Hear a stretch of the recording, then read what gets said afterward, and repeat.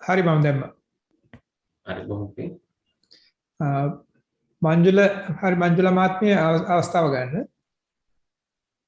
තෙරුවන් සරණයි චන්ද්‍ර මහත්තයා. තෙරුවන් සරණයි.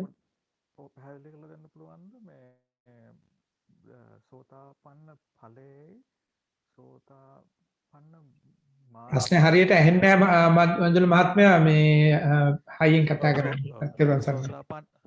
සෝතාපන්න ඵලයේ සෝතාපන්න මාර්ගයේ වෙනස.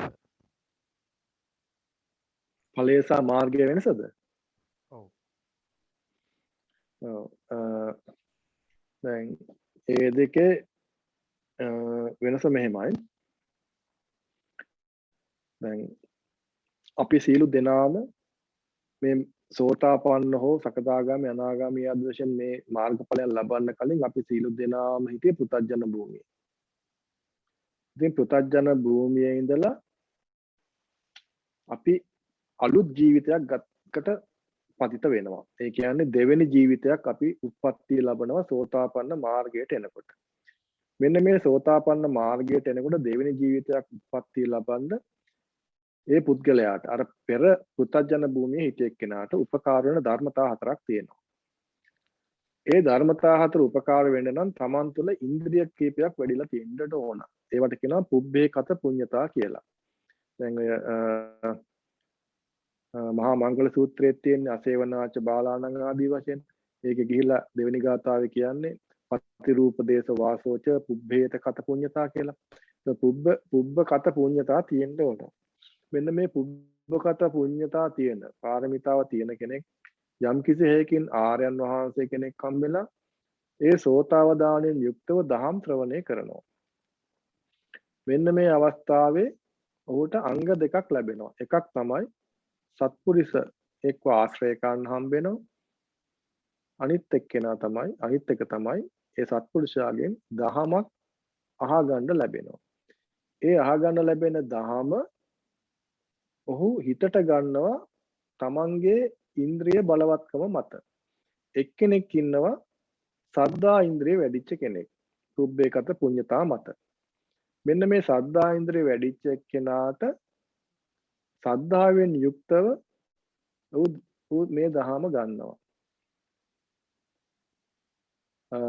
ඉමේ ධම්මේ එවං සද්ධාති එවං අදිමුච්ඡති කියන ස්වභාවයටපත් වෙනවා. එතකොට මොකක් පිළිබඳව මේ දැනගන්නේ රූප වේදනා සංඥා සංකාර විඥාන වල අනිච්චතා ස්වභාවය, විපරිණාමී ස්වභාවය. එහෙම නැත්නම් ඒකේ අනිච්ච දුක්ඛ අනාත්ත කියන ස්වභාවය පිළිබඳ සද්ධාවෙන් යුක්තව යම් ශ්‍රද්ධා කියන්නේ ශ්‍රද්ධා මාත්‍රයක්. මේ ශ්‍රද්ධා පරිපූර්ණලා නෑ. ශ්‍රද්ධා මාත්‍රයකින් යුක්තව ඔහු හිතනවා මේක තමයි හරි දහම. මේකෙන් මට දුක නිවා ගන්න පුළුවන් කියලා. අන්න එහෙම හිතනකොට ඒ හිතන අවස්ථාවේ ඔහුට ඇති වෙනවා යෝනිසෝ මනසිකාර කියන අවස්ථාව. ඒ යෝනිසෝ මනසිකාරයත් එක්ක ඒ අවස්ථාවේ ඔහු තුල උපදිනවා නිබ්බිදාව කියන ගතිය. මේ නිබ්බිදාව කියන්නේ අර පෙර පංච උපාදානස්කන්ධ ආස්වාදයන්ට දුන්න වටිනාකම පිළිබඳ ඒ තිබුණු වටිනාකම අඩුවන බව. වෙනද මහා ලොකුවට ගණන් ගත් එකට දින්න වටිනාකම අඩු වෙනවා. ඒකට කියනවා නිබ්බිදා බහුලය විහරණය කරනවා කියලා. මෙන්න මේ අංග හතරට කියනවා සප්පුරිස සංසේවනය, සද්ධම්මස්සවනය, යෝනිසෝ මනසිකාරය, ධම්මානුධම්ම පටිපදාව කියලා. මෙන්න මේ විදිහට හිතමින් ඉන්නකොට ඔහු තුල ඒ පුද්ගලයා පෘථග්ජන භූමියෙන් මිදිලා උට කියනවා අයං උච්චති භික්කවේ සද්ධානුසාරී ඔක්ඛන්තෝ. ඒ කියන්නේ සද්ධානුසාරී කියන භූමියේ ඉපදුණු ඔක්ඛන්ත වෙච්ච කෙනා. සම්මත්ත නියාමං. අන්නෝට සම්මා අත්ත නියාමය මාත්‍ර වශයෙන් වැටහිලා තියෙනවා. සත්පුරුෂ භූමින් ඔක්ඛන්තෝ. අන්නෝ පළවෙනි වතාවට පළවෙනි සත්පුරුෂයා බවට පත් වෙනවා. වීතිවත්ව පෘථග්ජන භූමි. තවදුරටත් ඔහු පෘථග්ජන භූමියට අයිති පුද්ගලයෙක් නෙමෙයි. අන්නෝට නව ජීවයක් ලැබුණා. මෙන්න මේ දෙවෙනි උපත උට ලැබෙනවා මේ ජීවිතයේදීම. ඒ එක්කෙනෙක්. තව එක්කෙනෙක් ඉන්නවා එයාගේ ඉන්ද්‍රිය සද්දා ඉන්ද්‍රිය නෙවෙයි පඤ්ඤා ඉන්ද්‍රිය. පෙර කරපු පුබ්බේකත පුඤ්ඤතා මත යම් කිසි කරපු පුඤ්ඤ අபிසංකාරයෙන් ඔහුගේ ප්‍රඥා ඉන්ද්‍රිය වඩවගෙන ආපු කෙනෙක් ඉන්නවා. අන්න ඔහුට මේ තථාගතයන් වහන්සේ කියන අනිච්ච දුක්ඛ අනාත්ම පිළිබඳ ඒ හැඟීම ඒ දහමේ තියෙන අර්ථය පඤ්ඤාය මත්තසෝ නිජ්ජානං කමන්ති කියන ස්වභාවයටපත් වෙනවා. ඒ කියන්නේ ප්‍රඥා මාත්‍රකින් තාම ප්‍රඥාව වැඩිලා නැහැ උද්‍යව විඥානය දක්වා. නමුත් ප්‍රඥා මාත්‍රයකින් නිජ්ජානං කමන්ති මේක ගත යුතු දහමක් නේ. අනේ මේ කියන එක වැදගත් දහමක්. මේකෙන් මට දුක නිවා ගන්න පුළුවන් දහමක් නේ කියන ප්‍රඥා ගෝචර සිතුවිල්ලක් ඇති වෙනවා. මෙන්න මේ සිතුවිල්ලත් එක්ක ඔහුට සම්මත්ත නියාමයේ පැන නගිනවා. ඒ නිසා ඔහුට කියනවා අයං උච්චති භික්කවේ ධම්මානුසාරී ඔක්칸තු. අන්නෝ ධම්මානුසාරී ඔක්칸ත වෙච්ච ධම්මඩ ප්‍රඥාව ගෝචරව නැවත ඉපදුණු කෙනෙක් වෙනවා. සම්මත්ත නියාමයේ සම්මා අත්ත නියාමයේ මේක තමයි හරිම මඟ කියලා ඔහුට වැටහීමක් එනවා.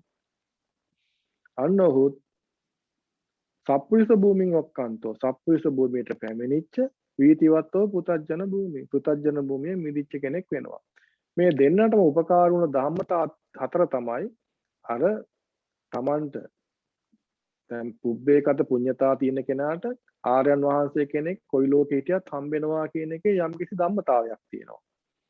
ඒ අනුව ඒ සත්පුරුෂයව හම්බ වුණා. ඒ සත්පුරුෂයාගේ ධම්ම නිබ්බානපත්තිය නිබ්බාණයට පතිත වෙන ආකාරයේ දහමක් ශ්‍රවණය කරා. හොඳින් යෝනිසෝ හොඳින් සෝතාවදානයෙන් යුක්තව හොඳින් කන් යොමු කරලා ඒක ඇහුවා. අන්න ඒක අහපු කෙනාගේ හිතේ ඒ පිළිබඳ මානසිකාරයක් ඇති වෙනවා. පළවෙනි වතාවට මුළු සංසාරෙම පළවෙනි වතාවට යෝනිසෝ මානසිකාරය ඇති වෙන අවස්ථාව.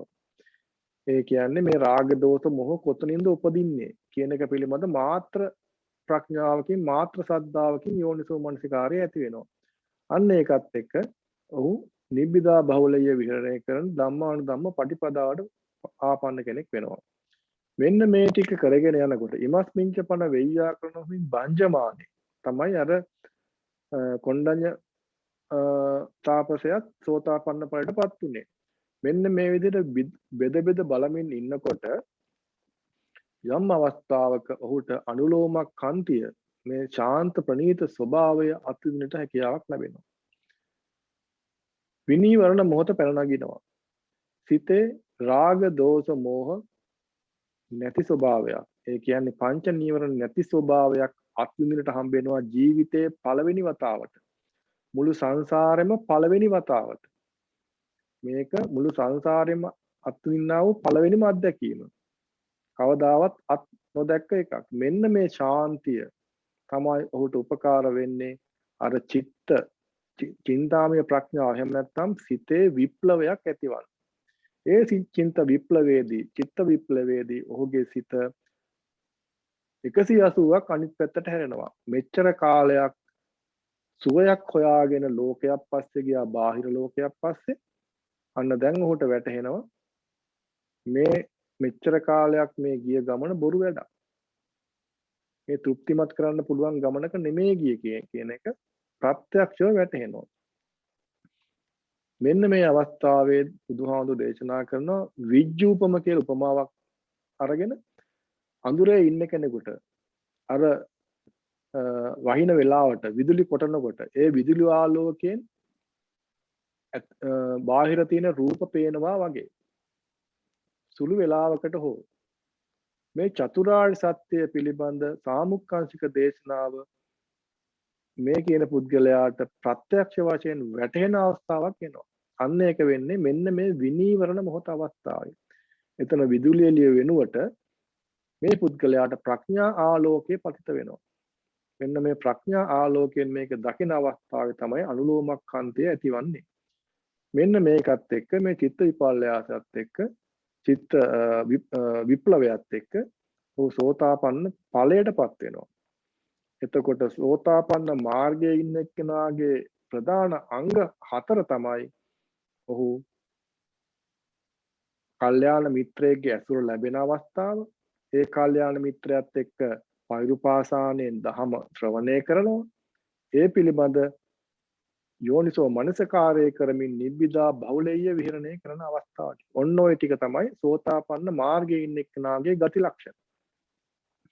එතකොට මේ සෝතාපන්න මාර්ගයේ ඉන්න එක්කෙනා ගැන විස්තර කරනවා. ඔව් අභව්‍යයි කියනවා යම් කම්මං කාතුන් මේ මාර්ගයේ ඉන්න එක්කෙනාට භව්‍ය නැහැ කියනවා, හැකියාවක් නැහැ කියනවා. ධම්මතාවයකින් යම් කිසි කර්මයක් කරලා ඒ කර්මය නිරය දක්වා හෝ තිරච්ඡාන යෝනි දක්වා හෝ പ്രേත විෂය දක්වා දියුණු වෙන තරම් ඒ දක්වා පහතට වැටෙන තරම් කර්මයක් කරන්න භව්‍ය නැහැ කියලා කියනවා.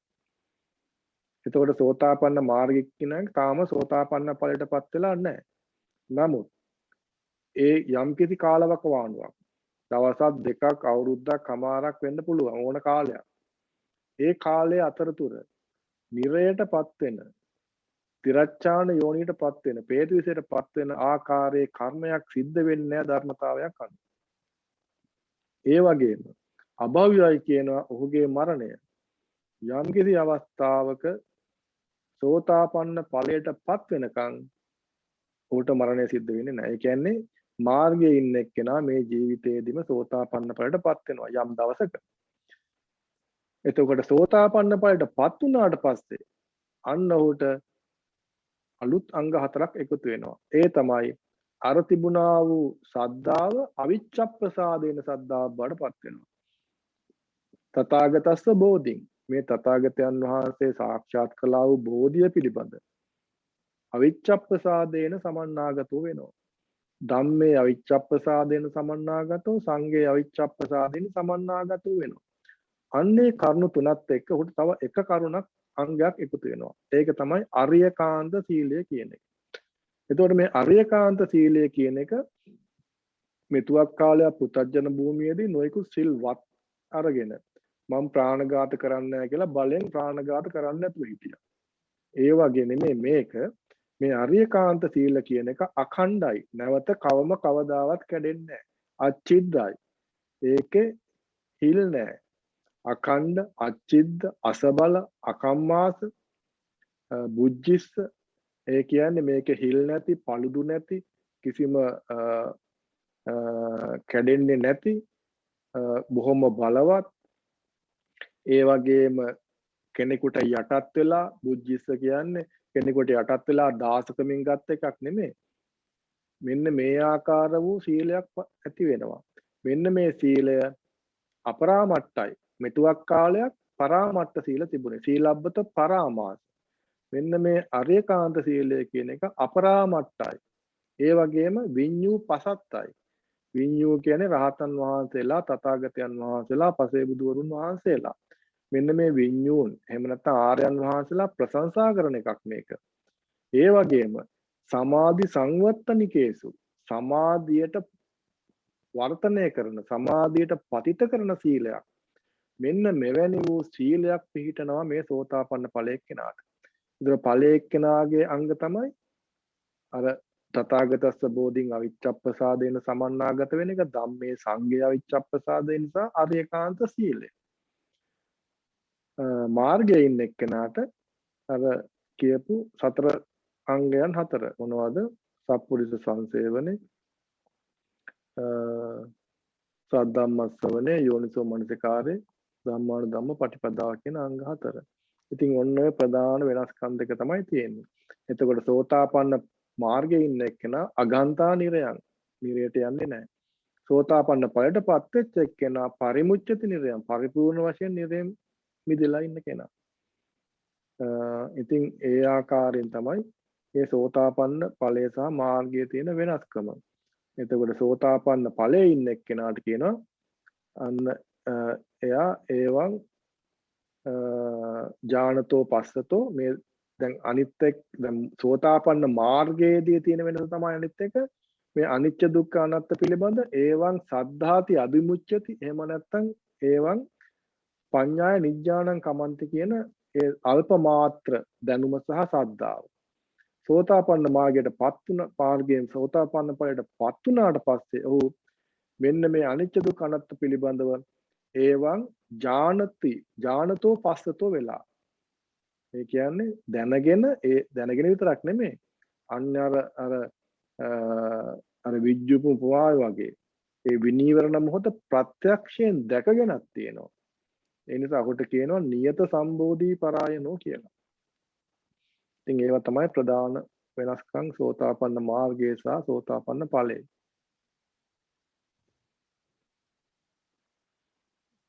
තේරුම් සරණයි චන්ද මහත්තයා බොහොම ස්තුතියි. තෙරුවන් සරණයි. තෙරුවන් සරණයි බොහොම පිං චන්දන මහත්මයා. තව අත ඔසලා තියෙන මංජුල මහත්මයාගේ ප්‍රශ්නට උත්තර ලැබුණාද? ලැබුණා. හරි තෙරුවන් සරණයි. බොහොම සම්පත් මහත්මයා අන්මියුට් කරලා ප්‍රශ්නය ඉදිරිපත් කරන්න. චන්දන මහත්තයා තෙරුවන් සරණයි. මේ තෙරුවන් සරණයි. එතන අර මේ දැන් විස්තර කරපු එකේ දැන් සම්මා සමාධිය ඇති වෙන්නේ එතකොට එයා සෝතාපන්න ඵලයටපත් වෙන මොහොතේදීනේ අපි හිතමු වෙන සමාධියට දැන් සමාධි වර්ග තුනක් තියෙනවනේ දැහන් සමාධියයි ඵල සමාධියයි එහෙම කියලා. එතකොට දැන් ඔය ඵල සමාධියට ඉස්සෙල්ලා එයාට වෙන සමාධි තිබ්බොත් ඒව උපකාර වෙන හැටි හැම මොන හරි විස්තරයක් කරන්න පුළුවන් දෙයක්. ඔව් දැන් ඒක සමාධි නෙමෙයි දැන් මෙතන වැදගත් වෙන්නේ සමාධි ඉන්ද්‍රිය කියන එක. එතකොට දැන් සද්ධා විරිය සති සමාධි ප්‍රඥා කියලා ඉන්ද්‍රිය පහක් තියෙනවානේ. එතකොට සමාධි ඉන්ද්‍රිය ප්‍රබල වෙච්ච කෙනාට සමාධිය වඩා ගන්න පහසුයි තමයි. ඒක හරි. එතකොට මේ සමාධි දැන් සෝතාපන්න ඵලයටපත් වෙන්න උපකාර වෙන්නේ ඉන්ද්‍රිය දෙකයි. හැමතැනම විස්තර කරන්නේ ඉන්ද්‍රිය දෙකයි. ඒක තමයි සද්ධා ඉන්ද්‍රිය සහ පඤ්ඤා ඉන්ද්‍රිය කියන එක. ඒ දෙකෙන් තමයි විස්තර කරන්නේ. ඒ කියන්නේ සෝතාපන්න මාර්ගයේ ඉන්න අය දෙන්නනේ ඉන්නේ සද්ධානුසාරී ධම්මානුසාරී. එතකොට සමාධි අනුසාරී කියලා කෙනෙක් විස්තර කරන්නේ නැහැ ත්‍රිපිටකයේ. නමුත් සමාධියක් කියන එක දැන් මේ ලෝකේ සමාධි ගත්තාම අනන්තයි අප්‍රමාණයි සමාධි වර්ග. මෙතකයි කියලා කියන්න බෑ. නමුත් අපි මේ කතා කරන්නේ සම්මා සමාධිය ගැන. එතකොට සම්මා සමාධිය අන්න මුල්වරට ඇතිවන්නේ සෝතාපන්න ඵලයේදී. මොකද ඔහුට සම්මා සමාධියක් පවතින්නේ නැහැ සම්මා දිට්ඨියකින් තොරව. සම්මා සමාධිය කියන්නේ මොකද්ද? බුදුහාමුදුරුවෝ කියනවා සම්මා සමාධියෝ භික්ඛවේ දේසිස්සාමි. මේ සම්මා සමාධිය මම උඹලාට කියලා දෙනවා මොකක්ද කියලා විස්තර කරනවා. ඉමේහි සත්තංගේහි. මෙතන සත්තංගේහි කියන විස්තරයක් තියෙනවා. මේ සම්මා දිට්ඨි, සම්මා සංකප්ප, සම්මා වාචා, සම්මා කම්මන්ත, සම්මා ආජීව, සම්මා වායාම, සම්මා සති කියන මෙන්න මේ අංග 7. ඉමේහි සත්තංගේහි චිත්තස්ස ඒකාග්‍රතා පරික්කතා. මෙන්න මේ අංග 7 සිත එක විට ඒකග්ග වෙලා ඒක පරිස්කාර කරගෙන ඉන්නවා නම් අන්න ඒකට කියනවා සම්මා සමාධි කියලා. එතකොට මේ ලෝකයේ තියෙන විවිධ සමාධීන් අතුරින් පළවෙනි වතාවට සෝතාපන්න ඵලයේ කෙනා සම්මා සමාධිය අත්විඳිනවා. සෝතාපන්න ඵලය ලබද්දී. අන්න ඒකට කියනවා ඵල සමාධිය කියලා. ඒතර මේ ඵල සමාධියේදී ඔහුගේ චිත්තයේ අරියට මගේ අංග 7ක් එක විට ඇති වෙන එකට කියනවා සම්මා සමාධිය. එතකොට ඒ සමාධිය සෝතාපන්න ඵලයේ කෙනාට ඊගාවට ඒක පවත්ව ගන්න බෑ. දැන් සෝතාපන්න ඵලයටපත් වෙච්ච අය දන්නවා අර ආපු යම් කිසි ඒ චිත්ත ප්‍රණීත ස්වභාවය. බොහෝ කාලයක් තියෙන්නේ කෙනෙකුට දවස් දෙකක් වෙන්න පුළුවන්, පැය භාගයක් වෙන්න පුළුවන්, සමහර අයට සතියක් විතර වෙන්න පුළුවන්. ඒ ප්‍රණීත ස්වභාවය පිළිබඳ අදහස ටික කාලයක් යනකම් තියෙනවා. නමුත් ඒක වරින් වර වඩව ගන්නට ඕන. ඒ නිසා මේ සෝතාපන්න ඵලයටපත් වෙච්ච අය, ඒ වගේම සකදාගාමි ඵලයේ ඉන්න අයට සමාධි පරිපූර්ණකාරී කියලා කියන්නේ නැහැ. ඒගොල්ලන්ට කියන්නේ සමාධි මත්තසෝකාරී කියලා. මොකද සමාධි මාත්‍රයක් තමයි වඩව ගන්න පුළුවන් බොහෝ විට. සමාධි පරිපූර්ණකාරී වෙන්නේ අනාගාමින් වහන්සේට. ඉන් මෙහා පැත්තේ සෝතාපන්න ඵලයේ කෙනෙක් ආයාසයක් දරලා නිරන්තරයෙන් වීරයක් දරලා ඒ සතර සතිපට්ඨාන ආදී වශයෙන් දේවල් වඩමින් සමාධිය වරින් වර වඩා ගන්නට ඕන. නමුත් අනාගාමී තලයටපත් වුණාට පස්සේ සමාධිය වඩන එක හරි පහසුයි. ඒක නිසා තමයි අනාගාමීන් වහන්සේලා හැම විටම කියන්නේ අහෝසුකම් කියලා. මොකද Tamanට කැමැතිම ඕනම වෙලාවක ඵල සමාධියටත් දැන් සමාධියටත් සමවදින්න හරි පහසුයි. මොකද කාම ධාතුවට සිත කවදාවත් පතිත වෙන්නේ නැති නිසා. ඔය සෝතාපන්න බවටපත් වෙච්ච ගමන් ඔහු තාම ඉන්නේ කාම භූමියේ. කාම භෝගී පුද්ගලෙක් තාම. නමුත් මාත්‍ර සමාධියක් තියෙනවා සක්කාය දිට්ඨි විචිකිච්ඡා සීලබ්බත පරාමාස නැති. ඒ හේතුවෙන් ඔහුට සමාධිය නැවත නැවත වඩා ගන්නට පුළුවන්. නමුත් සමාධිය දිගට පවත්වාගෙන යන්නට බෑ. ඉතින් ඒක ඒ නිසා තමයි සමාධිය වඩමින් මේ ආශ්‍රවයන් ප්‍රහාණය කරමින් සිත දියුණු කරන්නට ඕන. එහෙම ගිහිල්ලා අනාගාමී තත්ත්වයටපත් වුණාම ඔන්න සමාධි පරිපූර්ණකාරී වෙනවා. ඒ නිසා සෝතාපන්න ඵලයේදී ඒ ඵල සමාධියක් තියෙනවා. ඒ ඵල සමාධිය නැවත කැඩෙන්නේ නැහැ. නමුත් ඒ ඵල සමාධිය අත්විඳින්නට ඒ අරලෝමකාන්තයේ මෙනෙහි කරලා නැවත නැවත ඒ ඵල සමාධිය භුක්ති විඳින්න පුළුවන්. ඊට අමතරව දැහැන් වඩලා දැහැන් සමාධිය උපකාර කරගෙන සම්මා සමාධිය වඩා ගන්න පුළුවන්. ඉතින් ඒ විදිහට තමයි මේ ගමන යන්නේ. චන්ද්‍ර මහත්තයා දැන් එතනදී මේ දැන් අර අංග 7ම එකට යෙදෙනකොට නේද අපිට දැන් සමාධිය වෙනවා කියලා විස්තර කරේ. එතකොට දැන් අපි හිතමු දැන් මාර්ගයේ ඉන්න කෙනාටත් දැන් අවබෝධයක් තියෙන රූප වේදනා සංඥා ගැන අර අනිච්ච විපරිණාමී අඤ්ඤත භාවික මේ ස්වභාවය ගැන. එතකොට එතනදී යාට මේ එයාගේ අපි හිතමු සමාධියක් ඉන්ද්‍රිය ප්‍රබල කෙනෙක් නම් එයාට එතනින් යන්න බැරිද ආපහු මේ අර සෝතාපට්ටි අංගවල තියෙන අපේ අපි හිතමු එයාගේ අර කාගේ හරි ඉස්සරහම විනීවරණ මොහොත හදන්න නැතුව පුළුවන්ද එතකොට එහෙම? ඔව් ඉස්සරහම විනීවරණ මොහොත හදන්න ඕනේ නැහැ. ඔය කියන්නේ ඉස්සරහම ඉන්න ඕනේ නැහැ එහෙම. දැන් ඉමස්මින්ච පරණ වෙය්‍යාකරණසින් බංජමානේ විරජං වේතමලං ධම්මචක්කුං උදපාදි වෙන්න පුළුවන්. ඒ කියන්නේ මේ දහම් කරුණු ඉස්සෙල්ලා සෝතාදානෙන් යුක්ත මේක අහගෙන ඊට පස්සේ යෝනිසෝ මනසිකාරය කරන එක. ඒ ආර්යයන් වහන්සේ ඉදිරියට කරන්න පුළුවන්, එහෙම නැතුවත් කරන්න පුළුවන්. නිබ්බිදා බහුලයේ විහෙරය කරන ධම්මානුධම්ම පටිපදාව වෙන වෙනම කරන්න පුළුවන්. ඒක මේ මොහොතේම කියලා එකක් නැහැ. දැන් බොහෝ දෙනෙක් මේ මොහොතේම සෝතාපන්න බවටපත් වෙනවා. තව කෙනෙක් එහෙම නැහැ. අර එක්තරා ස්වාමීන් වහන්සේ කෙනෙක් ගැන කියන්නේ ඒ එක්තරා මිනිස්සෙක් මේ බුදුහාමුදුරුවෝ ජීවමාන කාලේ එයාගේ හරක් පෑන නැති වෙනවා. නැති වුනහම කැලේ හොයන්න යනවා. කැලේ හොයන්න ගියාම කොහමද හරක් ටික හම්බ වෙලා එනකොට දවල් හොඳටම බඩිකිනි. ඉතින් එනකොට හරක් ටික ගාල් කරලා එනකොට බඩිකින්න එනකොට පන්සල මේ ආරාමයක් හම්බ වෙනවා බුදුහාමුදුරුවෝ ඉන්න. ඒ ආරාමයට ගියාම ඉතුරු වෙච්ච කෑම තියෙනවා. මේ කියන්නේ රහතන් වහන්සේලා සහ සංඝයා වහන්සේලා කාලේ ඉවර කරවෙලා මේ වළඳලා ඉවර කරපු ඉතුරු වෙච්ච කෑම. ඉතුරු වෙච්ච කෑම ටික දැකලා ඒකෙන් ටිකක් ඔහු කනවා. ඉතුරු වෙච්ච කෑමත් රජ බොජුන් වගේ. ඉතින් මෙයා කල්පනා කරනවා මේ ඉතුරු වෙච්ච කෑමත් මෙහෙමනම් දැන් සාමාන්‍ය හම්බෙන කෑම කොච්චර හොඳ වේද? මම මෙච්චර මේ දුක් විඳිනවා හරක් එක්ක මට කෑම ටිකක් ලබා ගන්න බොහොම අමාරුයි. මේක හොඳ අවස්ථාවක් කියලා මේ මිනිස්සු එතන මහාන වෙනවා. මහාන වෙන්නේ කුමක් සඳහාද? කෑම සඳහා. ටික කාලයක් මහාන වෙලා ඉන්නකොට මතක් වෙනවා ගෙදර ඉන්න බිරිඳව. අන්න මතක් වුණාම ගෙදර යනවා. ඉතින් ඔහොම එකපාරක් යනවා ආයි ටික කාලයක් යනකොට කෙසඟ වෙලා ගිහින් කන්න නැතුව ගියාම ආයි ආරාමෙ මතක් වෙලා ඇවිල්ලා ආයි මහාන වෙනවා. ආයි බිරිඳ මතක් කළා ගෙදර යනවා. ඔහොම 6 පාරක් විතර වෙනවා. ඉතින් 6 පාරක් විතර වුණාම 6 වෙනි සැරේ යම්කිසි එයාට මේ රහත් වෙන්න හේතුඵල තිබිච්ච කෙනෙක් 6 වෙනි වතාවේදී ඒ යම්කිසි ගෘහයේ වෙච්ච සිද්ධියක් නිසා එක දවසක් එනකොට බිරිඳ නිදාගෙන ඉන්නකොට එතන ඒ අවස්ථාවේ යම්කිසි නිබ්බිදාවක් ඇති වෙලා අර පෙර හම්බෙච්ච කහ සිවුර බඩේ බැඳගෙන ඔතාගෙන ආරාමයේ දෙසට යනකොට අතරමඟදී සෝතාපන්න ඵලයටපත් වෙනවා. අතරමඟදී සෝතාපන්න ඵලයටපත් වෙලා ආරාමයට ගිහිල්ලා දැහැන් වඩලා රහත් ඵලයටපත් වෙනවා. ඔන්න ඊට පස්සේ අනිත් හාමුදුරු කියන්න පටන් ගන්නවා ටික කාලයක් යනකොට දැන් මේ මෙයාගේ යන කාලේ ගෙදර යන කාලේ පහු වෙලා. උසුළු විසුළු කරන්න ගන්නවා. දැන් ගෙදර යන කාලේ හරි නේද කියලා. ඉතින් එතකොට තමයි බුදුහාමුදුරුවෝ එල්ල කියන්නේ දැන් එයා ගෙදර යන කෙනෙක් නෙමෙයි.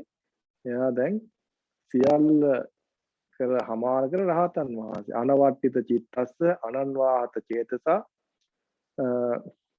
ආදී වශයෙන් ගාතාවක් කියලා විස්තර කරනවා. ඒ කියන්නේ පරිපල්ලව ප්‍රසාදස්ස කියලා. ඒ කියන්නේ මෙතුවක් කාලයක් එයා පරිපල්ලව ප්‍රසාදස්ස කියන්නේ අර දහම් පිළිපද නියම වශයෙන් ග්‍රහණය කරන් හිටියේ නෑ. ඒක හන්දා න පඤ්ඤාය පරිපූර්ති. ප්‍රඥාව පරිපූර්ණ උනේ නෑ. දහම අහගෙන හිටියා. අනවට්ටිත චිත්තස්ස. ඒ කියන්නේ වටේට වැටිච්ච චිත්ත මේ කියන්නේ නියමාකාරයෙන් නෙමෙයි.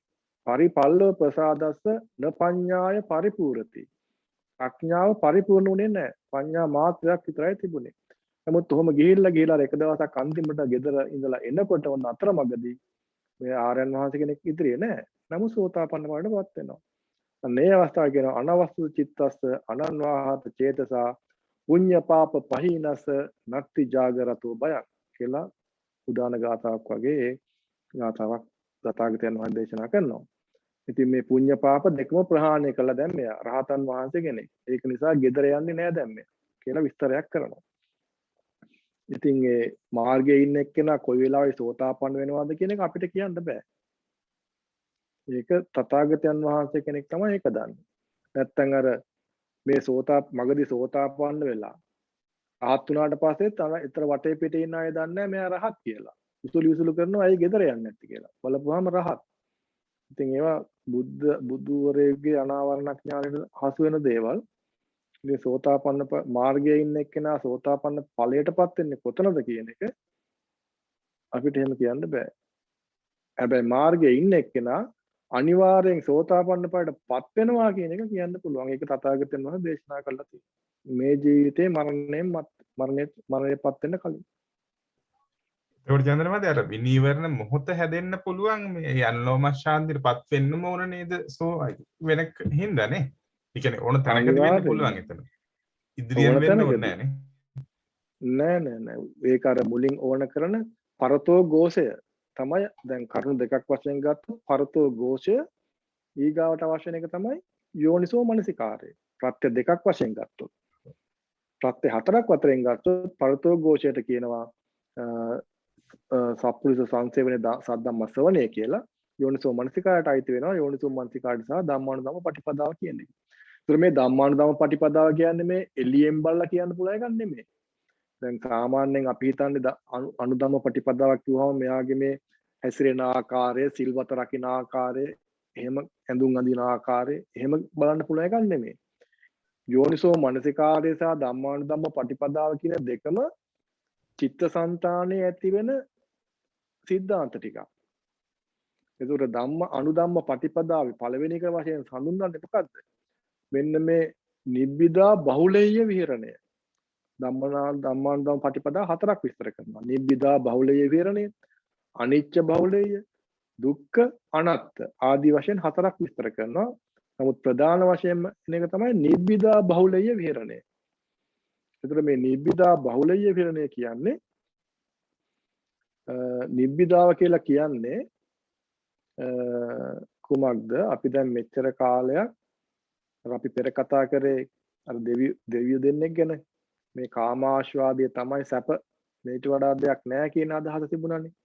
අන්නේ අදහස බැහැර වෙලා ඒ කාමාශ්වාදයට තිබුණු වටිනාකම එන්න අඩු වෙන ආකාරයෙන් හිත මෙහෙයවනකොට ඒ හිත මෙහෙයවන එකට කියනවා නිබ්බිදා බහුලේය විහරණය කරනවා කියලා.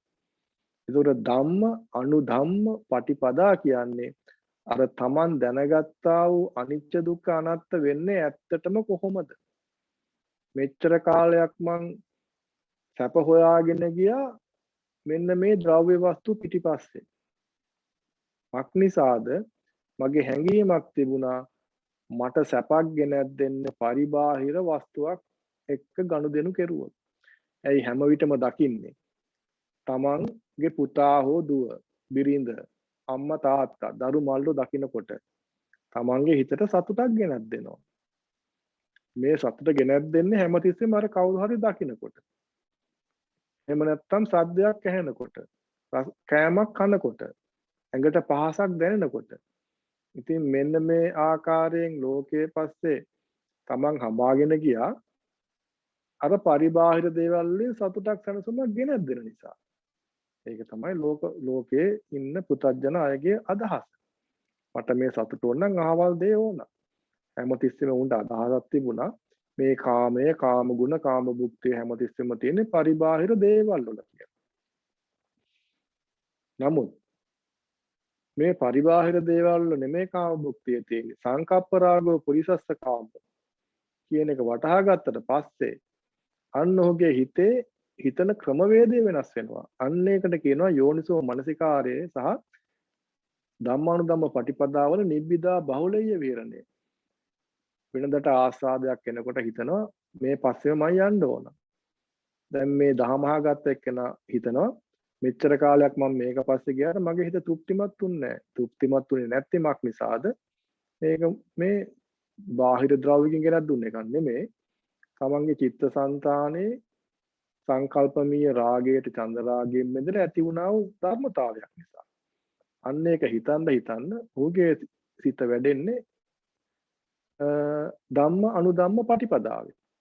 ඔන්න ඔය කාරණා ටික එක රැස් වෙනකොට ඔහුට එකපාර විනීවරණ මොහොතක් ඇති වෙනවා. ඉතින් ඔය කාරණාව නොදන්නා වූ පුතත්ජන භූමියයි මොකද කරේ? මේ කාම ලෝකයෙන් වෙන් වෙන්න කියලා බාහිර කාමේසු විතරාගී බ්‍රාහ්මණයෝ හිටියා. ඒ කියන්නේ මේ බාහිර දේවල් වල කාමයක් තියෙනවා. ඒ බාහිර ද්‍රව්‍ය වස්තු වලින් වෙන් වුණා නම් මේ දැන් කාමයේ ආදීනයක් ඒගොල්ලෝ දැක්කා. දැකලා ඒකෙන් වෙන් වුණා නම් මේ ප්‍රශ්න නෑනේ කියලා බාහිර දේවල් වලින් අත් මිදලා හිටියා. ඉතින් ඒගොල්ලොත් මහා උත්තරීතර පුද්ගලයෝ. මොකද මේ බාහිර කාමයේ විතරාගී වෙච්ච අය බ්‍රහ්ම ලෝක දක්වා මග වඩා ගන්න පුළුවන් වුණා. නමුත් නිවන හොයාගන්න බැරුව ගියා. මොකද ඒගොල්ලන්ගේ අදහසක් තිබුණා මේ කාමය තියෙන්නේ බාහිර ලෝකේ. කාම ගුණ, කාම භුක්තිය, කාම තියෙන්නේ බාහිර ලෝකයේ කියලා. තථාගතයන් වහන්සේ කෙනෙක් ඇවිල්ලා අපිට ධර්ම දේශනා කළා කියනකම් මේ කාමය කියන්නේ සංකල්පමය චිත්තසංතානයේ ගොඩනගෙනා වූ පටිච්චසමුප්පාද ක්‍රියාවලියක් කියලා කිසි කෙනෙකුට ඒක වැටහුනේ නැහැ. මෙන්න මේ ධර්මතාවය පිළිබඳ තමයි යෝනිසෝ මනසිකාරය කරන්නේ. ඒ යෝනිසෝ මනසිකාරය කරද්දී ඔහු තුල වැඩෙනවා අර පෙරදා කාමයට එක්ක හොරබදමින් නොයිකුත් හිංසා කරමින් නොයිකුත් දේවල් අත්පත් කරගන්න වැරවීරිය දරපු අර හිතම දැන් හිතනවා අනේ මොකටද මම මේ පස්සේ දුවන්නේ මේක මේ හිතේ ඇති වෙච්ච දෙයක් කියන එක. අන්න ඒක හිතන වාරයක් පාසා ඔහුගේ සිත තුළ වැඩෙන්නේ ධම්ම අනුධම්ම පටිපදාව. ඔහොම ගිහිල්ලා එක අවස්ථාවක් එනවා පරිපූර්ණ වශයෙන් පංච උපාදානස්කන්ධ හැදෙන්නේ නැති විනීවරණ මොහොතක්. අන්නේ අවස්ථාවේදී තමයි ඔහු චතුරාර්ය සත්‍ය ප්‍රත්‍යක්ෂ වශයෙන් දකින අවස්ථාව. අන්නේ ෂණය තමයි ඔහු සෝතාපන්න ඵලයටපත් වෙන්නේ. ඉතින් මේ අවස්ථාව ආර්යයන් වහන්සේ කෙනෙක් ඉදිරියේ වෙන්න පුළුවන්. එහෙම නැත්නම් බණ අහලා ගෙදර යනකොට වෙන්නත් පුළුවන්. දැන් ඔය කියපු කතාවේ හැටියට ගෙදර ගිහිල්ලා 6 පාරක් මහානකම අතහැරලා ආපහු එනකොට වෙන්න පුළුවන්. ඉතින් ඒක අපිට කියන්න බෑ කොයි අවස්ථාවේද කියලා. කොහොම පැහැදිලි චන්දනවන්ත. තව චූටි ප්‍රශ්නයක් අනේ වෙලාව සමහරින්න අපිට ගැන වෙලා මේ අහන්න ප්‍රශ්න නැහැ. ඔව් මේ දැන් අර අපි දේශනාවලදී හුඟක් තැන්වලදී මට ඇහිලා තියෙනවා දැන් අර ළමයෙක් කර මැරිලා අර එනවනේ බුදුහාමුදුරුවෝ හම්බෙන්න තෙතැඳුම් පිටින් එන කතාව. එතකොට එයා සෝතාපන්න වෙච්ච කෙනෙක්. ඔව් සෝතාපච්ච අනිත් එක ප්‍රියාති සෝතාපන්න වෙච්ච කෙනෙක් නෙමෙයිනේ. එයා මාර්ගය කියන්නේ කිසා ගෝතමෙද? ඔව් නෑ ඒක නෙමෙයි. අර බුදුහාමුදුරුවෝ කියන්නේ තමන්ගේ මුළු රටේම ළමයි වාගේ වුණා නම් හොඳයි කියලා. ඔව් ඒ විශාකානේ. විශාකාව. එතන එයා සෝවන් ඵලයේ නේද? එතනදී එහෙම පැහැදිලි කිරීමක් තියෙනවද? ඔව් එයා සෝතාපන්න ඵලයේ. එතකොට පොඩි දෙයකින් එයාට පැහැදිලි වෙනවා මේ තමන් අල්ලගන්න බාහිර දේවල් වලින් නෑ එයා සෝතාපන්න ඵලයේ නමුත් මග වඩපු කෙනෙක් නෙමෙයි විශාකා කියන්නේ. සෝතාපන්න ඵලයේ හිටිය කෙනෙක්. ඉන් එහාට මග වඩපු අය හිටියා, මග නොවඩපු අය හිටියා. දැන් අනේ පිඩුසිටුතුමා කියන්නේ සෝතාපන්න ඵලය. නමුත් මග වැඩුවේ නැහැ නේද? බුදුහාමුදුරුවෝ මග වඩන්න උත්සුක කරෙත් නැහැ. මොකද ඒගොල්ලන්ට ඊට වඩා දෙයක් නොලැබෙන නිසා, තථාගතයන් වහන්සේට දැනුම තියෙන නිසා ඒ පස්සේ එළෙව්වේ නැහැ. ඉතින් දැන් සෝතාපන්න ඵලයට පත් වෙන මොහොතේ දන්නවා මේ ස්වභාවය, මේ ශාන්ති ස්වභාවය සමහරට දවස් දෙකක් සතියක් අමාරක් අතු වෙන්න පුළුවන්. නමුත් ඔක ටික කාලෙකින් අමතක වෙලා යනවා. නමුත් අර වැඩුණා වූ ඥාණය නැතු යන්නේ නැහැ. ඒ ප්‍රඥාව ඒ විදිහටම තියෙනවා. ඒක ආපස්සට නම් යන්නේ නැහැ. සෝතාපන්න ඵලයටපත් වෙච්ච එක්කෙනාට එහෙම සිද්ධ වුණාට මොකද? තාම සංයෝජන ටිකක් ඉතුරුලා තියෙනවා. සංයෝජන 7ක් ඉතුරුලා තියෙනවා. කාම රාග පටිඝ. හරි ඕලාරික සංයෝජන මේවා. ඒක නිසා මේවට කියනවා ඕරම් භාගීය සංයෝජන කියලා. ඕරම් භාගීය කියන්නේ තාම මේ ඕර කියන්නේ සාමාන්‍යයෙන් ඕර පාර කියලා කියනවනේ අපි. ඕර කියන්නේ ගඟක මෙගොඩ. තාම මෙගොඩ ඉන්නේ. ගඟ තරණය කරන්න මෙගොඩ ඉන්න කෙනාට කියනවා ඕර කියලා. එතකොට පාර කියන්නේ ගඟේ අනිත් පැත්තේ ඉවුරට කියන පාර. ඒක අර උර්ග සූත්‍රයේ තියෙන්නේ. සෝ බික්කු ජහාති ඕර පාරං දින්නෝ උරගමීව තචම් පුරාණං කියලා. එතකොට ඕර පාරන් දෙකම අතරින්න ඕන. නමුත් සෝතාපන්න ඵලයටපත් වෙච්ච එක්කෙනා ඕරම් භාගීය සංයෝජන තියෙනවා. ඒ කියන්නේ කාම ලෝකයේ පැත්තට ඇදී හිටින සංයෝජන තියෙනවා. කාමරාග පටික ප්‍රහාණය කරා නම් ඊට පස්සේ යටින් උද්දම් භාගීය උඩ පැත්තට අදිනේ බ්‍රහ්ම ලෝක තලවලට. එතකොට කාමරාග පටික තියෙන සෝතාපන්න ඵලයේ එක්කෙනා ඉන්නහාට මග වඩන්නේ නැත්නම් ඔහු තුල ඔය මරණයක් වුණාම දුක ඔය වගේ දේවල් ඇති වෙනවා. හැබැයි පොඩ්ඩක් මතක් කරලා දුන්නාම ආයි ඔන්න හිත හදාගන්න පුළුවන්. ඒ වගේම එයාට තනියමත් ඕනනම් හිත හදාගන්න පුළුවන්. මොකද පරප්‍රත්‍යයෙන් තොර නිසා. ඉතින් එයා මග වඩන්නේ නැත්නම් එතනම තමයි. ඒ ඵලය ඊට වඩා වැඩෙන්නේ නැහැ. ඉතින් විශාකා උපාසිකාව සකදාගාමී වුණා කියලාවත් මම අහලා නැහැ. ඒක හරියටම දන්නේ නැහැ. හිටියනම් සෝතාපන්න ඵලය තමයි. රණේ පිටිසිතුතුමත් සෝතාපන්න ඵලයේම තමයි හිටියේ. මම දන්න විදිහට. එතනින් එහාට මග වඩා ගත්තේ නැහැ. ඒකට විශාකාව සෝවන් මාර්ගය නෙවෙයි ඵලය කියලා පැහැදිලි කරපු තැනක් තියෙනවානේ.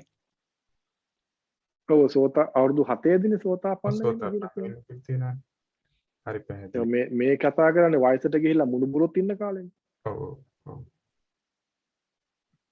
හරි චන්ද්‍රමාත්‍ය බොහොම පැහැදිලි. හරි. මනෝජි මහත්මිය අත උස්සලා ඉන්නවා. මේ කරුණාකර ඔබතුමීගේ ප්‍රශ්න අහන්න.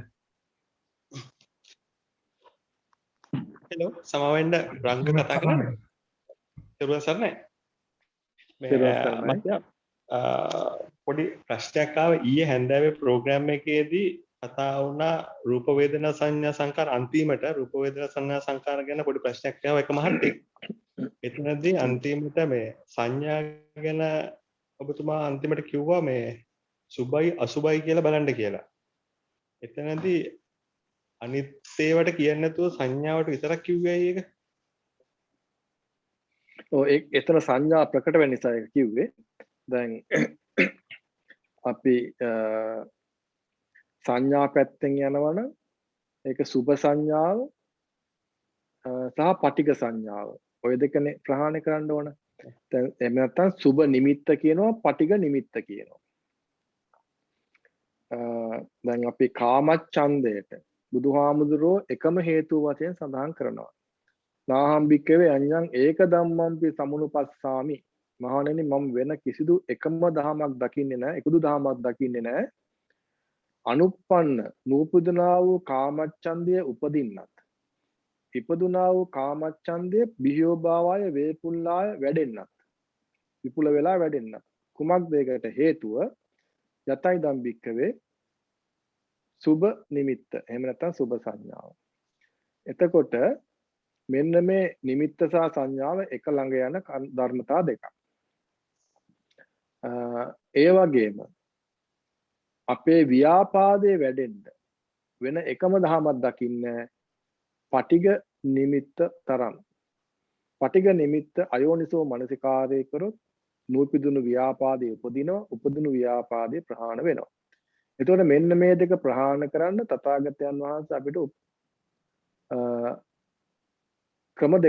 උපක්‍රම දෙකක් විස්තර කරනවා.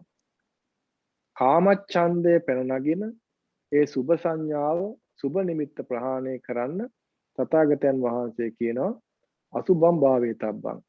අසුභ නිමිත්තං යෝනිසෝ මනසිකාර කරන්න ඕන. එතකොට ව්‍යාපාදේ ප්‍රහාණය කරන්න නම් නූපදින ව්‍යාපාදේ නූපදවා ඉන්නත් ඉපදුණු ව්‍යාපාදය ප්‍රහාණය කරන්නට ඕන නම් අන්න අර පටිඝ සංඥාව නැත්තම් පටිඝ නිමිත්ත වෙනුවට අපි මෙත්තා චේතෝ විමුක්තියක් යෝනිසෝ මනසිකාරය කරන්න ඕන. ඒකයි එතන සංඥා කියලා කිව්වේ. එතකොට දැන් මේ සංඥාවත් එක්ක තමයි සංඥාව සහ නිමිති ඒවත් එක්ක තමයි මේ ප්‍රශ්නේ එන්නේ. දැන් අර අවස්ථාවක ආනන්ද හාමුදුරුවොත් එක්ක යනවනේ කවුද? වංගීස හාමුදුරුවෝ. මං ගිය පාරත් මේ කතාව කිව්වා මං හිතන්නේ. ආනන්ද හාමුදුරුවොත් එක්ක යනවා වංගීස හාමුදුරුවෝ. ඒ අනකොට ඒකෙදී වංගීස හාමුදුරුවෝ කියනවානේ තමන්ට වෙන සිද්ධාන්තය මොකක්ද කියන්නේ? කාම රාගේන ඩයිහාමි චිත්තම් මේ පරිඩයති. සාදු නිබ්බාපණං බ්‍රූහි අනුකම්පාය ගෝතමාති කියලා මේ වංගීස හාමුදුරුවෝයි ආනන්ද හාමුදුරුවෝ දවසක් පිණ්ඩපාත යනකොට වංගීස හාමුදුරන්ට වෙන වැඩක්. යම් කිසි දෙයක් දකින්න ඇති. දැකලා කාම රාගේන ඩයිහාමි. කාම රාගයෙන් මාව පිච්චෙනවා කියලා කියනවා. චිත්තම් මේ පරිඩයති.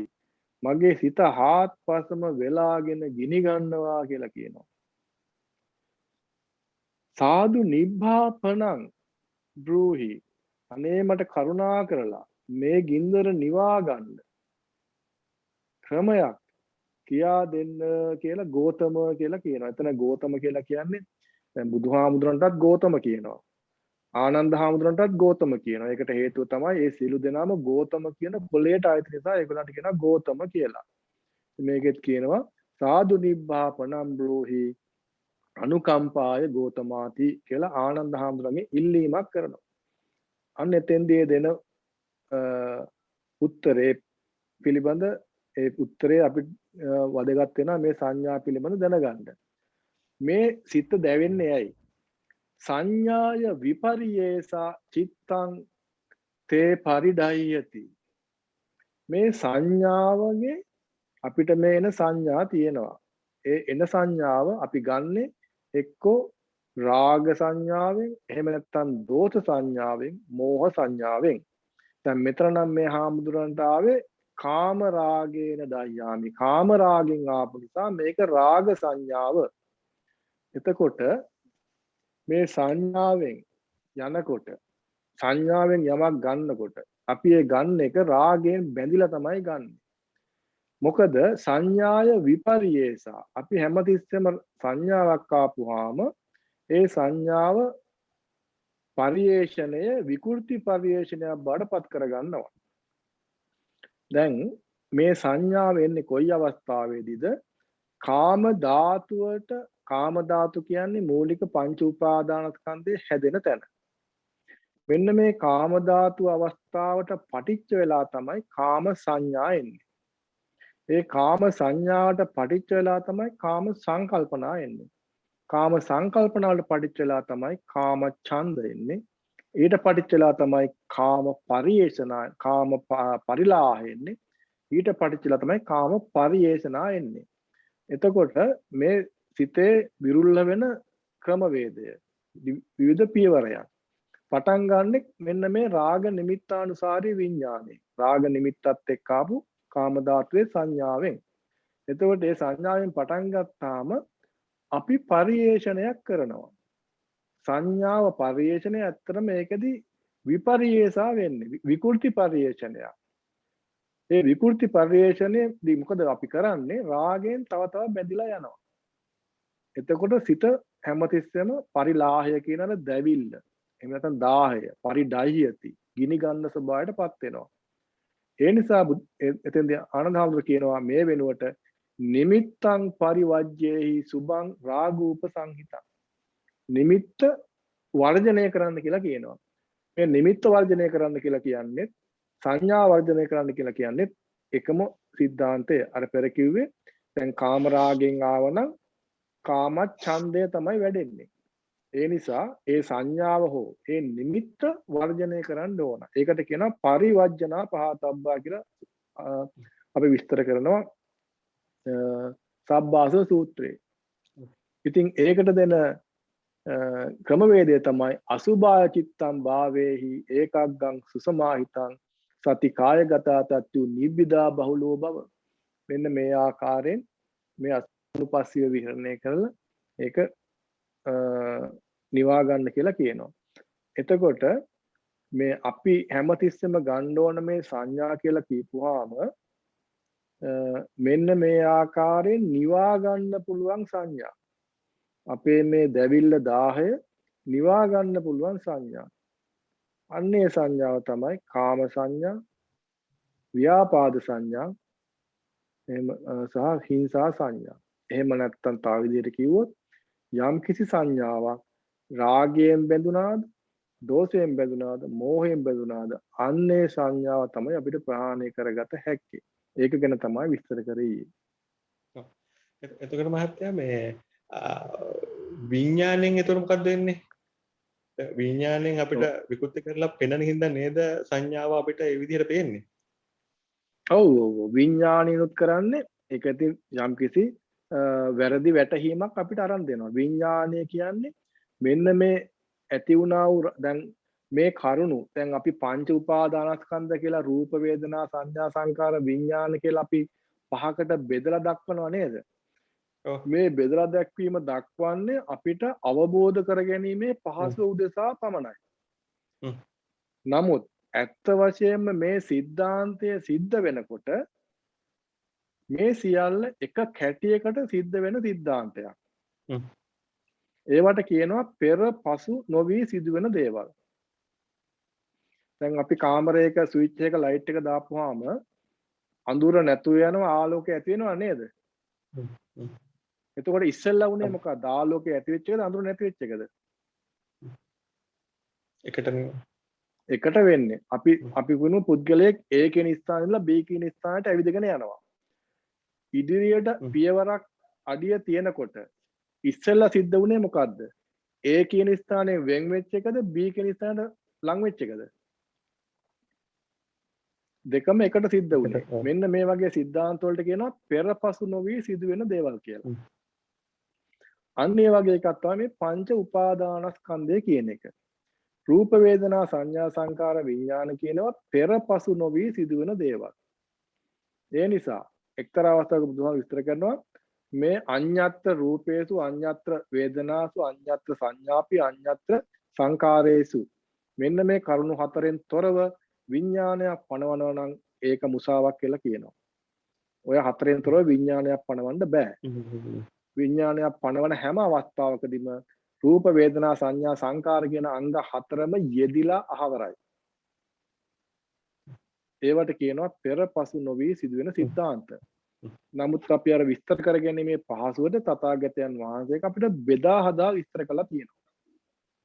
එතකොට විඥාණයෙන් කරන්නේ යමක් ඒ සංඥාවෙන් රාග සංඥාවෙන් ගත්තද ඒක හොඳට මායාකාරයක් වගේ හතරමං හන්දියකින් මායාකාරයකුට උපමා කරන්නේ නැති දෙයක් මවා පෙන්නනවා.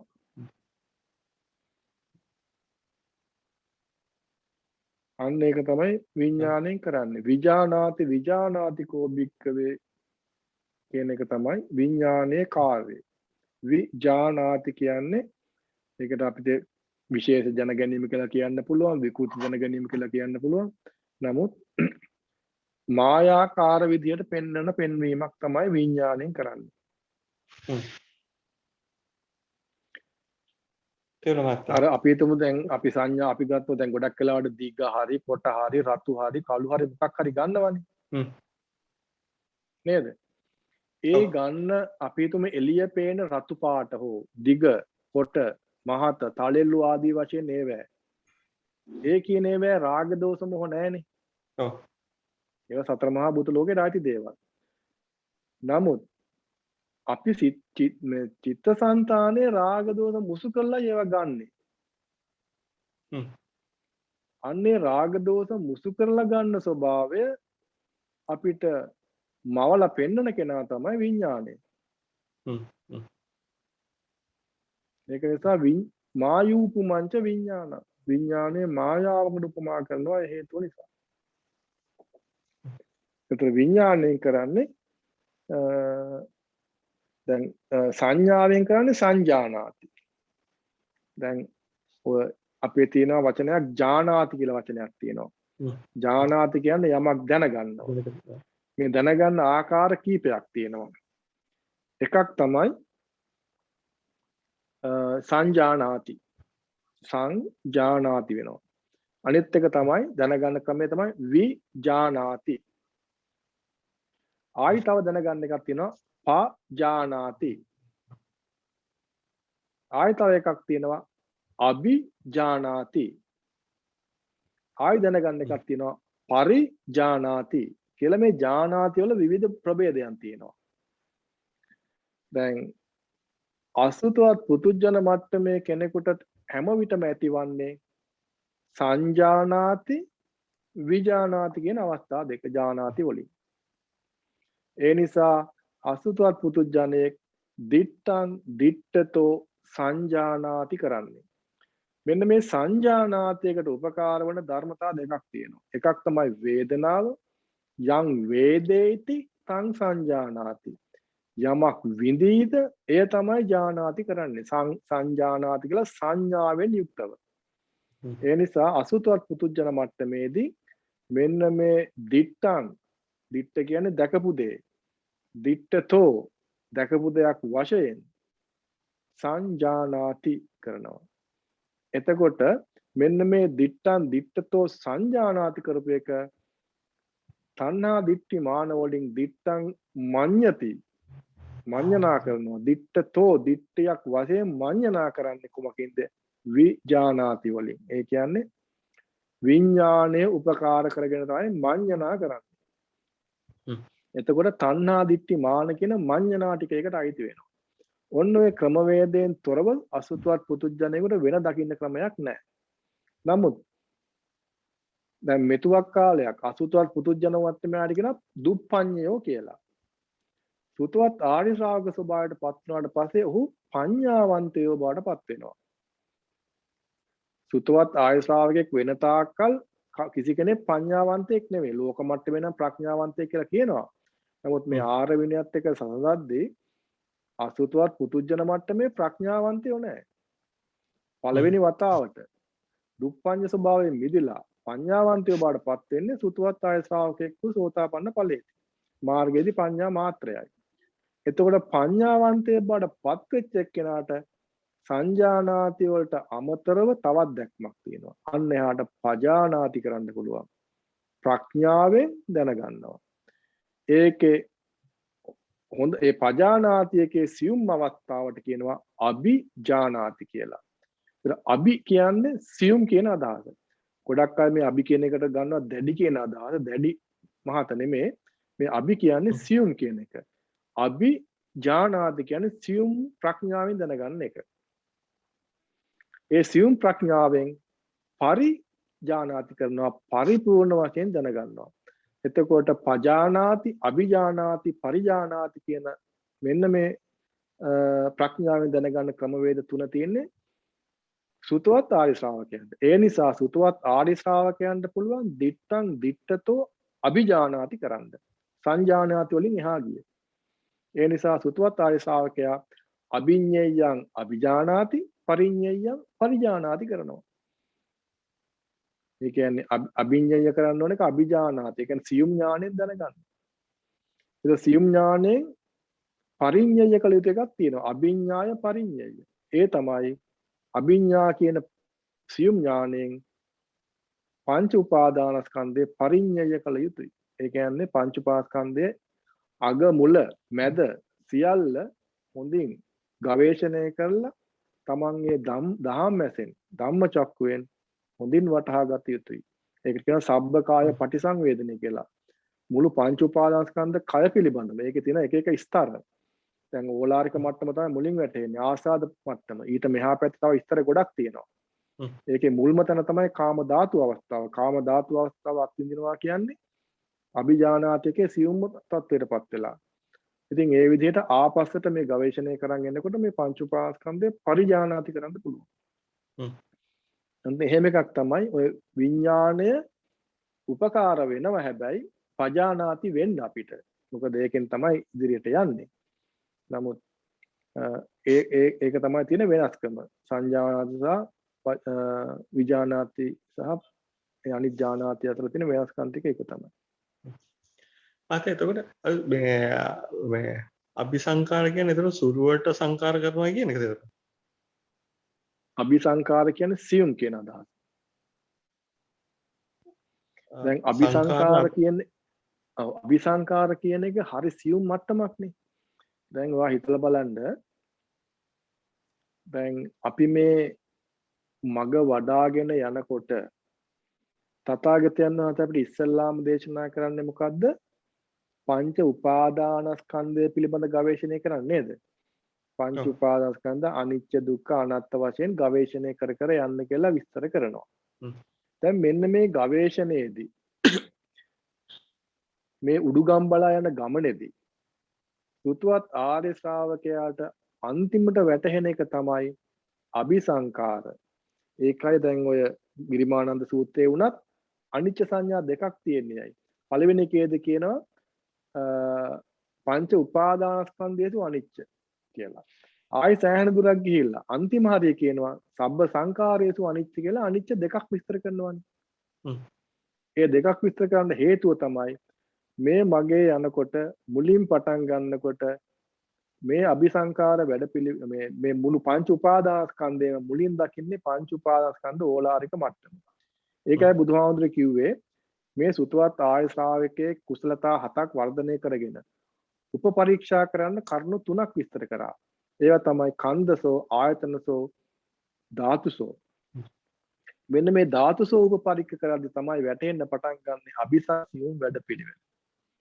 එතකොට මෙන්න මේ සබ්බේ සංඛාරා අනිච්චාති යදා පඤ්ඤාය පස්සති කියලා ඒ සබ්බේ සංඛාර මුලින් රාගයෙන් බැඳෙන තැන. දැන් රාගයෙන් එකපාරක් නෙමෙයි බැඳෙන්නේ. කාම ධාතුවට පටිච්ච වෙන කාම සංඥාවක් තියෙනවනේ. එතන නැවත රාගයෙන් බැඳෙන්නේ. ඒ කාම සංඥාවට පටිච්ච වෙන්නේ ආයි රාගයෙන්.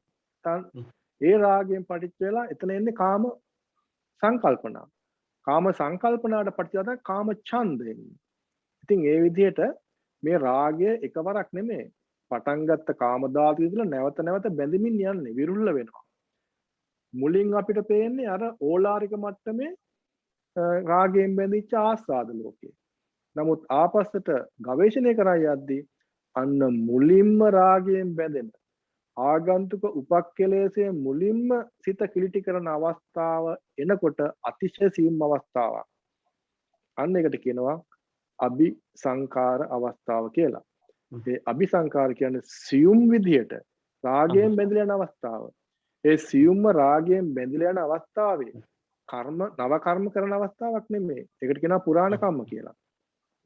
එතකොට නව කර්ම අපි කරන්නේ චේතයිත්වා කායන වාචාය මනස සිත කය වචනෙම හේවලා. ඒවා මේ ඕලාරික මට්ටමේ රාග දෝෂ මොහයන්ගෙන් බැඳිලා කරන එක. නමුත් අර මුල් අවස්ථාවේ තියෙන යන්තම් රාගයෙන් බැඳෙන අවස්ථාව තාම කර්මයක් බාටපත් වෙලා නැහැ. ඒ කියන්නේ ඵල දෙන්න ඕන කියන මහලු කර්මයක් බාටපත් වෙලා නැහැ. අන්න ඒක තමයි පළවෙනි දෙහැන්ට සම්බන්ධන එක්කෙනාට කාමසහගත සංඥා සමුදා චරන්ති වෙන්නේ. කාමසහගත සංඥා පළවෙනි දෙහැන්ට තිබුණාට ඒවා කාම භවයක් බවට පත් වෙන්න තරම් කම්මය විපුල වෙලා නැහැ. වර්ධනය වෙලා නැහැ. අන්නේ මූලික අවස්ථාවේ කාම ධාතු අවස්ථාවේ තියෙන රාගයෙන් බැඳෙන අවස්ථාවට කියනවා ප්‍රධාන වශයෙන් අபிසංකාර කියලා. ඒක තමයි අන්තිමට දකින්නේ. පංච උපාදානස්කන්ධය අනිච්ච දැක්කා වගේම මේ පංච උපාදානස්කන්ධ හදන රාග දෝෂ මුලින් බැඳෙන අபிසංකාර වැඩ පිළිවෙල දකින්න පටන් ගන්නවා. අන්න ඒක නිසා ඒකට කියනවා සියුම් සංකාර කියලා. බොහොමත් මම පෙන්සි දෙනවා මහත්තයා. මොකද මේ ඇත්තටම වචන කිව්වට තේරුම දන්නේ නැතුව තමයි මෙච්චර කාල වචන ගියේ හිටියේ. මේ දැන් ඇත්තටම තේරුණා. මහත්තයා තව පොඩි ප්‍රශ්නයක් තියෙනවා. මේ මම භවනා කරනකොට හතරවෙනි දාන පූර්ණ වෙලා නැහැ මහත්තයා. තුන්වෙනි දානේ තලයේ තමයි සාමාන්‍යයෙන් ඉන්නේ. ඒ වගේ තමයි හිතන හැටියට වෙන්නේ. මට එතකොට මේ දහම් කරුණු මානසිකාර කරගෙන යනකොට මට මේ තේරෙන්න ගන්නකොට ඒවා මැවිලා පේනවා. ඒක මේ රූප රාගයක්ද ඒක? ඒ කියන්නේ අපි මැවිලා පේන්නේ මොනවද?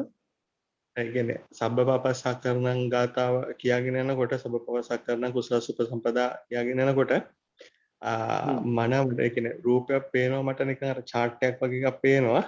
යටින් යනවා සබ්බපාපස්සකරණං කියන පැත්තට උඩින් යනවා කුසල සුපසම්පදා කියන පැත්තට. ඒ කියන්නේ මන වඩන්න කියලා කුසලයේ පැත්තට මන වඩන දේවල් කරන්න කියලා. අරක වැඩෙන එක ඒ කියන්නේ මේ පල්ලෙහාට යන එක නිකන් ඒක එතනින් ඉවර වෙලා යනවා වගේ පේනවා. එන පේනවා කියන්නේ මේ අර මේ 4K අර මේ රූප මේ මොනද මනස දිනු කරලා බලනගෙන නිකන් හීනෙන් වගේ පේනවා එහෙම දෙයක්. ඒවා එතකොට ඒ කියන්නේ රූප උපාදාන මොකක් හරි වෙනවද? ඒ කියන්නේ මට ඒක තේරුම් යනකොට තමයි ඒක වෙන්නේ. ඒ කියන්නේ දපණම් කරන්න කියන්නේ නිකන් හැගෙනකොට පුළුවන් තරම් ඉතින් මානසිකාරයෙම යෙදෙන්න. දැන් රූප රාග කියන්නේ රූපයක් දැකලා තියෙන රාගයක් නෙමෙයි. මෙතන මේ රූප රාග කියන්නේ දැන් යම් කිසි කෙනෙක් පළවෙනි දෙවෙනි තුන්වෙනි හතරවෙනි ධ්‍යාන වලට ඇලුම් කරනවා නම් ආසාද ගතිත වෙනවා නම් අන්න ඒකට කියනවා රූප රාග කියලා. ඒ කියන්නේ මේ රූප රාග කියන්නේ දැන් අපිට තියෙනනේ කාම වස්තු කාම ලෝකයක් තියෙනවානේ. දැන් අපි මනුස්ස කාමයේ භුක්ති විඳින අය. ඒක මනුස්ස කාමයේ භුක්ති විඳින අයට ඊට ඉහළින් තියෙනවා දිව්‍ය ලෝක 6ක්. උපරිම දිව්‍ය ලෝක තමයි පරිනිම්මත වසවත්තේ කියන උත්තරීතර කාම සම්පත්තියන් තැන. ඒ වගේ තැනකට යම් කෙනෙක් ගියා කියන්නේ මේ කාම ලෝකයට වඩා සිත බොහොම සියුම් තත්ත්වයක. මේ රූපී දහනක් කියන්නේ ඊටත් වඩා ඉහළ සියුම් අවස්ථාවක්. දිව්‍ය ලෝක 6නත් ඉහළ අවස්ථාවක්. Tamange හිත වැඩින්න ඕන එච්චර අවස්ථාවකට, එච්චර සියුම් අවස්ථාවකට. අන්නේ අවස්ථාවේ ඇතිවෙන්නා වූ ඒ ධර්ම චිත්තචෛතසික ධර්මතාව ටිකක් තමයි රූප ධාතු කියලා කියන්නේ. ඒ කියන්නේ රූප ලෝකය කියලා කියන්නේ. දැන් භව තුනයි තියෙන්නේ. කාම භව, රූප භව, අරූප භව. ඒතර කාම භවයේ තියෙන්නේ කාම ධාතු ස්වභාවය. රූප භව තමයි සතර මේ දහන්. මේ සතර දහන් වල ස්වභාවයේදී මේ රූපයක් දකින්නවා කියන එක නෙමෙයි රූප මේ කියලා කියන්නේ. එතන කතා කරන්නේ මෙන්න මේ භවය තුල ඇතිවන්නා වූ ඒකට කියනවා මජ්ක්‍ධිමා ධාතුව කියලාත් කියනවා. ඒ රූප දේව්‍ය තල වලට අදාළ වූ කර්මයන් ඒ කියන්නේ විපාක ඇවිල්ලා ඒ විදිහට සිත ඇතිවන සිද්ධාන්තයක තමයි රූප ධාතු කියලා කියන්නේ. එතකොට එතන දකින්න රූප වලට නෙමෙයි. දැන් හතරවෙනි දහනට ගිහිල්ලා ඕන්නම් පෙර විදු කඳ පිළිල බලද්දි රූප පේනවනේ. ඒවා නෙමෙයි රූප මේ රාගය කියන්නේ. මේ රූප රාගය කියන්නේ මේ දහන් මට්ටම් එක ඒ රූප ධාතුවත් එක්ක බැඳිලා යන ස්වභාවයට කියන රූප රාගය කියලා. නැත්නම් මේ දකින්න රූපයකට ඇලෙන එක නෙමෙයි. ඉතින් Tamante රූප මොනවා හරි පේනවා නම් ඒවා ගැන එච්චර වැඩි හිතන්න යන්න එපා. ඕවා ගැන හිතන්න ගියාම ඕක වැඩි පේන්න පටන් ගන්නවා. ඉතින් හැමතිස්සෙම කරන්න තියෙන්නේ මේ බුදුහාමුදුරු කිව්ව මොකද්ද? හිත එහෙම යනවද? පුබ්බ නිමිත්තට හිත යොදන්න. මොකද්ද පුබ්බ නිමිත්ත? දැන් Tamante අඩුම ගානේ පළවෙනි ධ්‍යාන වඩා ගන්න උපකාර වුණ නිමිත්තක් තියෙනවානේ. ඒ නිමිත්ත වෙන්න පුළුවන් සබ්බේ සංඛාර අනිච්චාති. එහෙම නැත්නම් යම් කිසි ඒ වගේ කර්මස්ථානයක් නේ. අපි හිතමු ඉතිපිසෝ භගවා අරහං සම්මා සම්බුදු බුදු ගුණ. තමන් වඩාගත්ත ඒකෙන් නම් දැහැනේ යන්නේ ඒ නිමිත්තට හිත තියන්න කියනවා. ඒකට තමයි කියන්නේ පදන් වීරයේ 4 වෙනි සම්මප්පදානය. මොකද්ද? අනුරක්කනප්පදානය. දැන් දැහනක් වඩාගත්තා වගේ නෙමෙයි. ඒ වඩාගත්තා වූ දැහැන ආරක්ෂා කරගන්න ඕන. අනුරක්ෂණය කරගන්න ඕන. එහෙම දුවන්න පුළුවන්. විශේෂයෙන්ම මේ දැහැන රූපී භවයක් ගෙන යන සසංකාරික දැහැනක් බවට පත් කරගන්න නැතුව පුළුවන් තරම් දහම් කරුණුම මෙනෙහි කරලා ආර්ය දැහැනක් බවට පත් කරගන්න. ආර්ය දැහැනක ඔය කියන ඔය රාගී ස්වභාවයව නැහැ. ආර්ය දැහැන හැමතිස්සෙම තියෙන්නේ දහම් මනසිකාරය. දහම් ඒවට කියනවා ධම්මතක්ක පුරේජවං කියලා.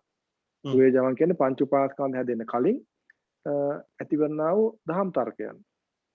එතකොට අන්නේ තර්කයන් නැති වෙනකොට මොන රූපේ පෙවුනත් ප්‍රශ්නයක් නැහැ. තමන්ගේ සිත හැමතිස්සෙම ධම්ම විචය වගේ දෙයක නම් වැඩ කරන්නේ.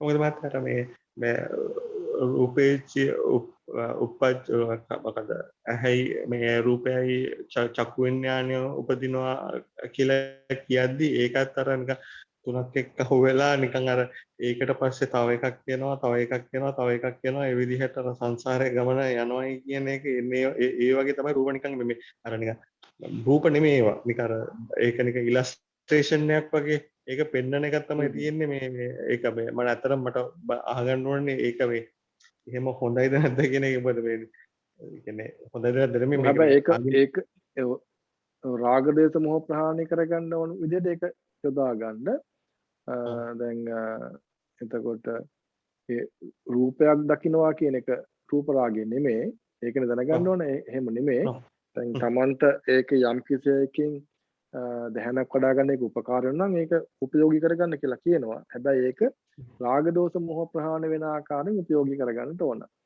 දැන් අනිත් එක දැන් අපි දැහැනක් වඩාගෙන අපි කරන්නේ ඒ ධර්මතාවයන් පිළිබඳ ගවේෂණයකුයි කරන්නේ. දැන් ගොඩක් අයට හිතන තියෙන ප්‍රශ්නයක් නෙමේ පබසල සිත වඩා ගත්තට පස්සේ පංච උපාදානස්කන්ධ නැහැ නේතන. සප්පබාස චිත්තය කියන්නේ පංච උපාදානස්කන්ධ නැති පච්චුපට්ඨිත සත්‍ය ඇති අවස්ථාව.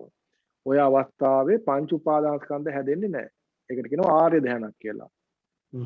එතකොට මෙන්න මේ ඒ ධාතු තුනෙන්ම වෙන් වෙච්ච ආර්ය ධානයක් වඩා ගත්තා වූ ඒ යම් කිසි සුතවත් ආය ශ්‍රාවකෙක්ට කරන්න තියෙන්නේ පංච උපාදානස්කන්ධ ගවේෂණය. දැන් කෙනෙකුට ප්‍රශ්න ගොඩක් වෙලාවට ප්‍රශ්න අහනවා පංච උපාදානස්කන්ධ නැති තැන කොහොමද ගවේෂණය කරන්න කියලා.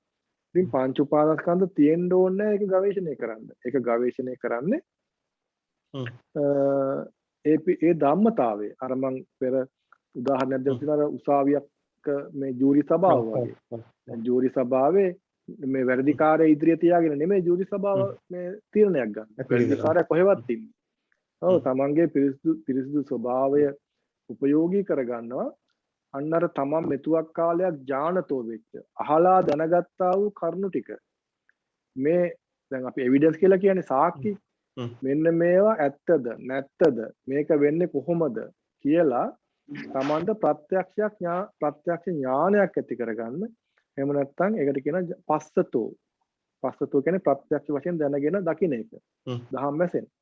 අන්න ඒක ඒ ප්‍රඥාව වඩවා ගන්න ප්‍රත්‍යක්ෂ කරගන්න ඕන කරන තෝතැන්න තමයි මෙන්න මේ සප්පබාස චිත්තය කියන එක. සප්පබාස චිත්තයේදී අපිට රූපය පේන්න පුළුවන්. නමුත් ඒවත් එක්ක රාගයෙන් බැඳුනොත් තමයි පංච උපාදානස්කන්ධ හැදෙන්නේ. මේ පංච උපාදානස්කන්ධ හැදුනොත් වැඩේ කචල්. එහෙම වුණොත් දුර දිග ගිහිල්ලා ඒක කරන්න බෑ. ඔව්. ඉතින් අපි එතන සප්පබාස චිත උපයෝගී කරගන්නවා. මෙන්න මේ පටිච්ච සමුප්පාද දහම් පිළිබඳ ඒ ධර්මතාවය තව තවත් හොඳින් වටහා ගන්න. ඒක ප්‍රත්‍යක්ෂ කරගන්න. ඒකයි කරන්න ඕනේ. එතන මහත්තයා මේ පොඩ්ඩක් මේ තව ඒකටම අදාළ තියෙන එකක් අහන්නේ දැන් හතරවෙනි දාන්නයට ඒ කියන්නේ මේ ආලෝකය පූර්ණය කරගන්න මම දන්නේ වෙන්නේ නැහැ මම උත්සාහ කරන්නෙත් නැහැ යන දවසට ඕක එහෙම ඒක වෙන දවසට වෙනවා.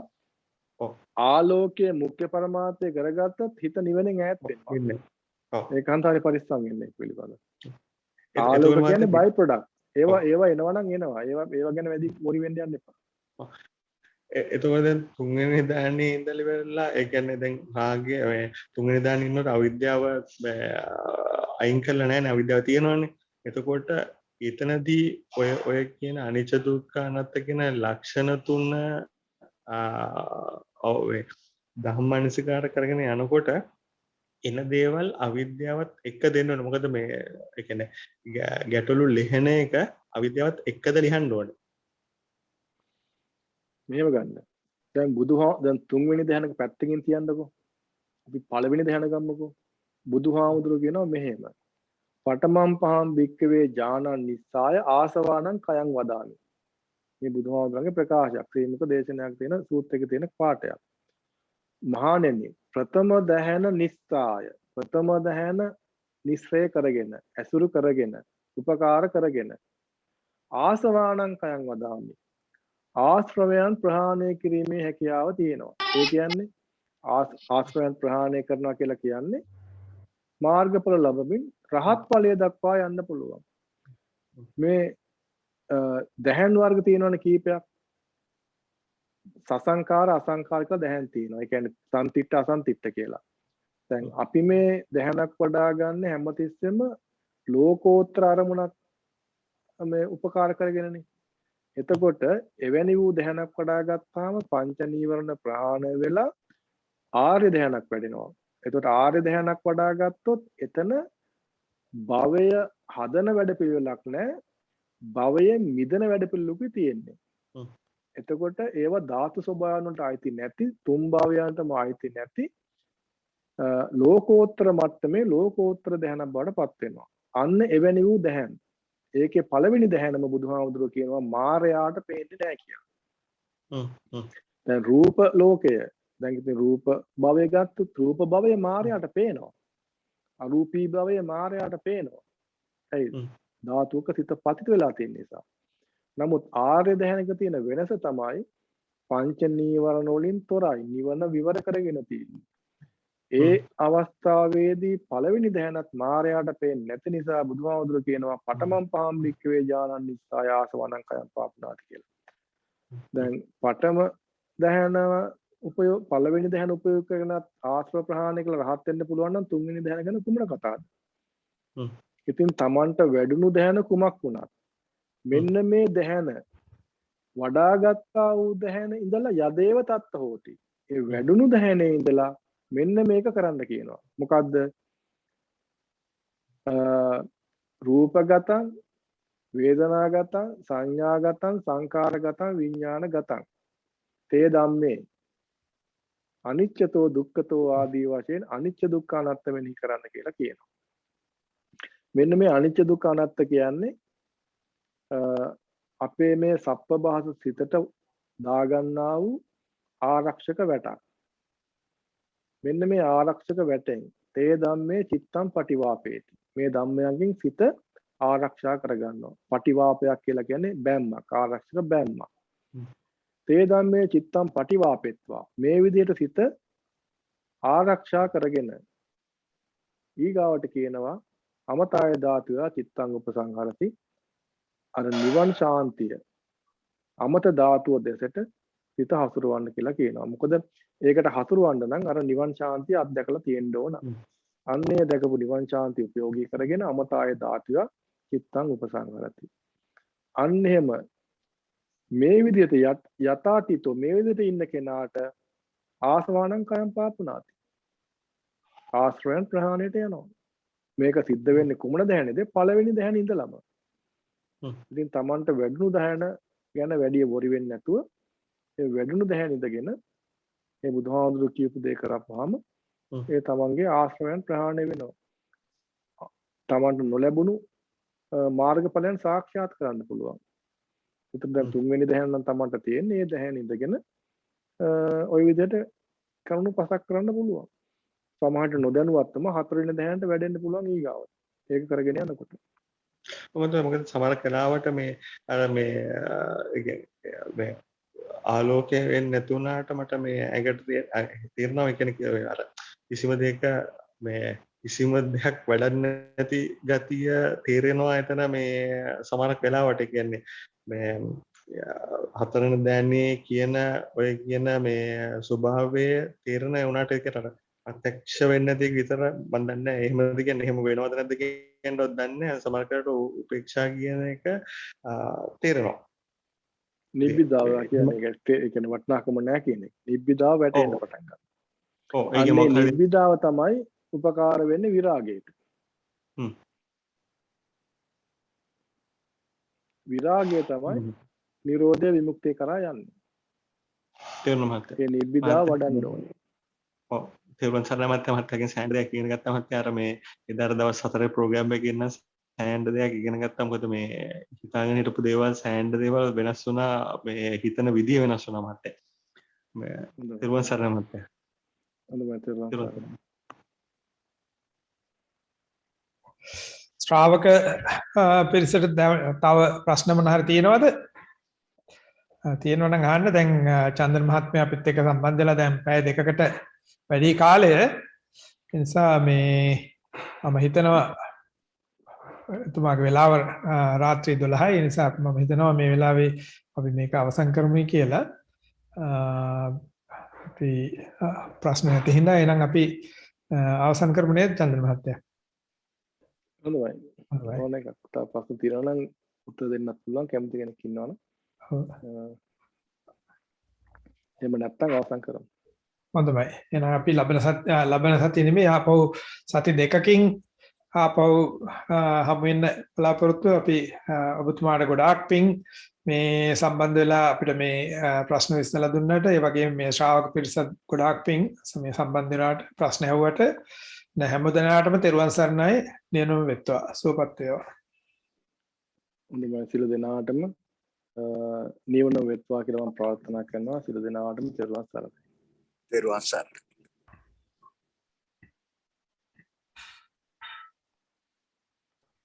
සුවපත් වේවා.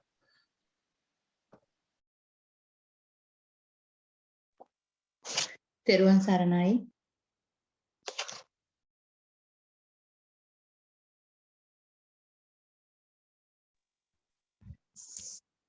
තෙරුවන් සරණයි.